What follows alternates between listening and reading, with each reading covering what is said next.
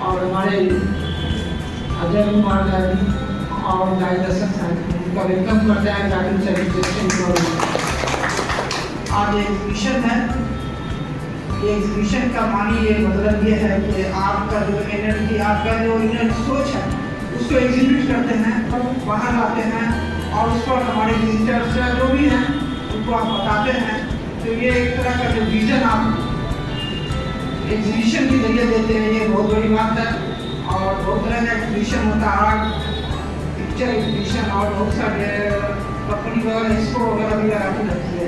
इससे क्या होता है कि विजन आपको दर्शाता है कि आप क्या सोचते हैं और हम एजुकेशन के लिए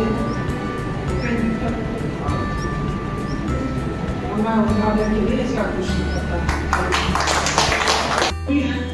आप बताते हैं।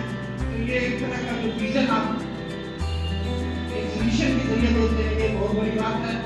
और बहुत तरह का एग्जीबिशन होता है, आर्ट